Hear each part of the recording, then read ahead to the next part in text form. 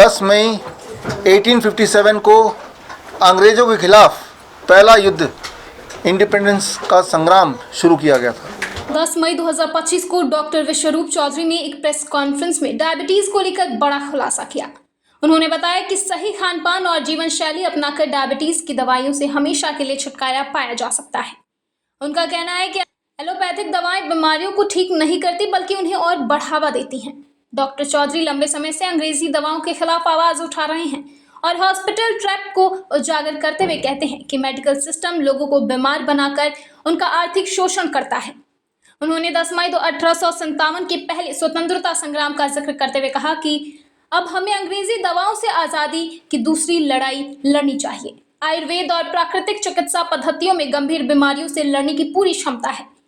Doctor Chaudhary का उद्देश्य है लोगों को स्वास्थ्य के प्रति जागरूक करना और यह साबित करना कि जीवन शैली और डाइट में बदलाव से कई बीमारियों को जड़ से मिटाया जा सकता है। दिल्ली से प्रिंस जायसवाल की रिपोर्ट। 10 मई याद कीजिए, 10 मई 1857 को अंग्रेज़ों के खिलाफ पहला युद्ध इंडिपेंडेंस का संग्राम शुरू किया गया था। आज के दिन से ये याद दिलाते हुए अंग्रेजी दवाइयों के खिलाफ युद्ध हमें शुरू करना पड़ेगा। ये एक मकसद है। याद रखिए, 1947 तक देश अंग्रेज़ों का गुलाम था। आज देश अंग्रेजी दवा का गुलाम है। गौर से सोचिए, अपने आप से पूछिए, अपने आसपास से पूछिए, अपने डॉक्टरों से पूछिए जिन पे आप विश्वास करते आए हैं। हो सकता है कि वो डॉक्टर आपका दोस्त भी हो या हो सकता है आपका भाई हो।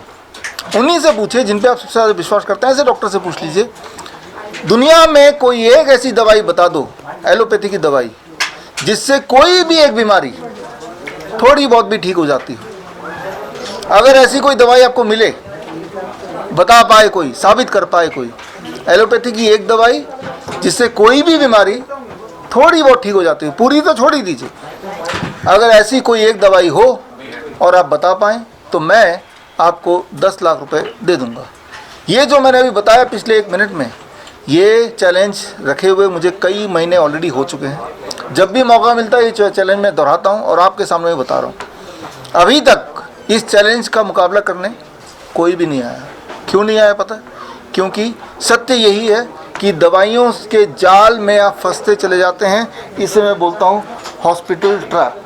हॉस्पिटल ट्रैप क्या है आपको समझा दूँ, जो आज का मकसद भी है। ये चूहादानी है।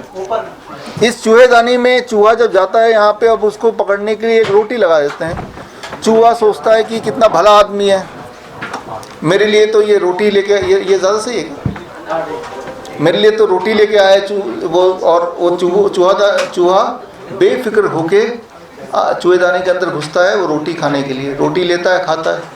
जब पेट भर जाता है तब देखता है कि वो ट्रैप में आ गया है। तब उसे ऐसा एहसास होता है, रियलाइज़ होता है कि वो तो एक ट्रैप था, ना कि कोई भले इंसान आपकी भूख मिटाना चाहता था। ठीक उसी तरह से जब आप हॉस्पिटल में जाते हैं तो डायग्नोसिस का एक ट्रैप है। आपको जब डॉक्टर लिख के देता है KFT करा लो, LFT करा लो, ब्लड रिपोर्ट करा लो, ब्लड प्रेशर चेक करा लो, ECG करा लो, राइट, तो आपको लगता है कि भाई ये तो चलो भाई इससे मेरा कुछ भलाई हो जाएगा। लेकिन वो एक ट्रैप है। सोची समझी एक पूरा एक षड्यंत्र है।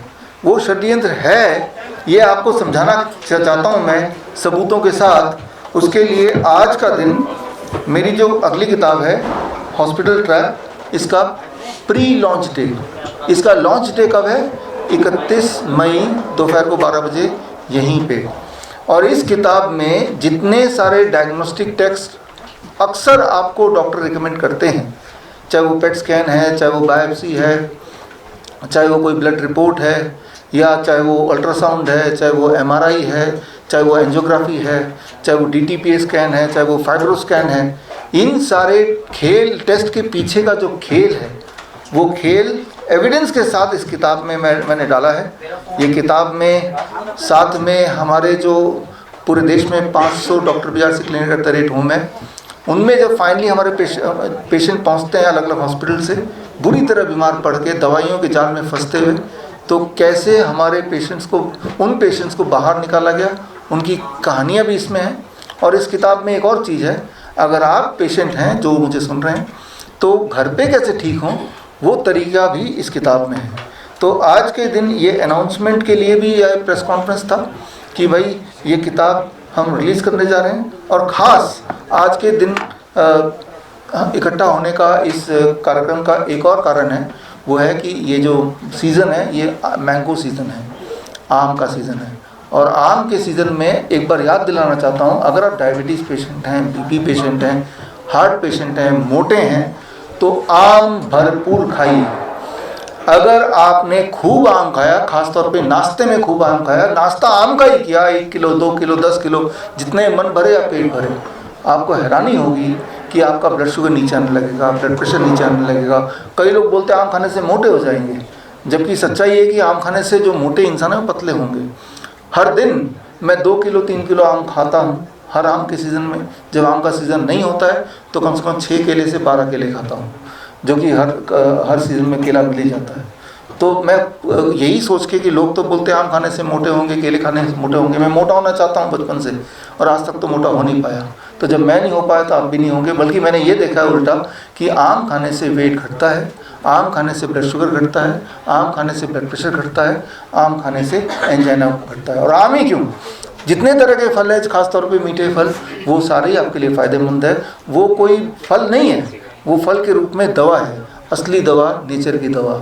तो इस कॉन्फ्रेंस के माध्यम से, आपके माध्यम से जन जन तक ये पहुंचना चाहिए कि आम ज़रूर खाएं, ढेर सारा खाएं, मन भर के खाएं। रात को ना खाएं डेफिनेटली, राइट, सुबह खाएं। सुबह अगर आम खाएंगे तो वो मेटाबॉलाइज होगा, आपके ब्लड शुगर को भी कंट्रोल करेगा, ब्लड प्रेशर को भी कंट्रोल करेगा, और आपको एनर्जेटिक भी बनाएगा। रात को कोई भी चीज़ खाते हैं तो वो आप एक्युमुलेट होता है, तब ब्लड शुगर ब्लड प्रेशर बढ़ता है। रात को मतलब सूर्य ढलने के बाद।